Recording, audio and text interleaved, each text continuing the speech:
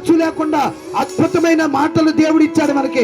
చేతులు సగం సగం కాదు, దేవుడి వైపు నిటారుగా చాపి నా భర్తను మార్చు ప్రభువా, నా కుటుంబాన్ని రక్షించు ప్రభువా, నా కుటుంబం త్రాగుబోతుగా, నా భర్త త్రాగుబోతయ్యా, నా పిల్లలు తిరుగుబోతులయ్యా, నా ఇల్లు నవ్వులు పాలైపోయిందయ్యా, నేను నీ సన్నిధికి వచ్చి నీ బిడ్డను ప్రభువా, నా బిడ్డలు అలా ఉంటే, నా భర్త అలాగుంటే నాకు విలువ ఉండదు, నా బ్రతుక్కి విలువ ఉండదు ప్రభు అని చెప్పి 2 చేతులు ఎత్తి ఒక్క నిమిషం దేవుణ్ణి అడుగు. 2 చేతులు ఎత్తి యేసు యేసు సహాయం చేయండి ప్రభు, నువ్వు తప్ప నాకు ఎవరు లేరయ్యా, నా బిడ్డలను దీవించయ్యా, నా బిడ్డలు అయ్యా ఒలీవల మొక్కల్లాగా శాశ్వతంగా జీవించాలి ప్రభు, ఉన్నతమైన నీ కృపను అనుభవించాలి ప్రభు, నా ఇంట్లో సమాధానం ఈ ప్రభు, నా ఇంట్లో నెమ్మది నోరు తెరవాలా, ఇది అనుకూలమైన నాట్యంగా మారుస్తాడు, నీకు దుఃఖ దినాలు సమాప్తమైపోతాయి, నీ బిడ్డల్ని దేవుడు దీవిస్తాడు.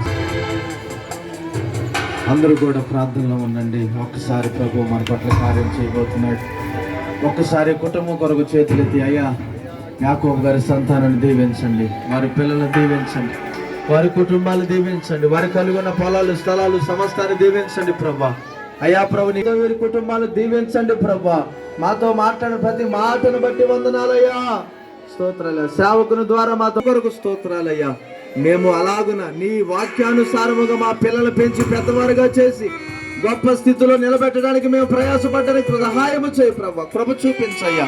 అవును తండ్రి, కనటమే కాదు వారి భవిష్యత్తును కూడా ఆశీర్వాదకరంగా తీర్చిదిద్దారు ప్రభు. నీ కృపను బట్టి, అయ్యా మంచి జ్ఞానమును బట్టి పిల్లలను పెంచి గొప్పవారిగా చేయాలి ప్రభు. అటు కృప నాకు మాకు అందరికీ దయచేయమని యేసు నామములో అడిగి పొంది ఉన్నాము తండ్రి, ఆమె.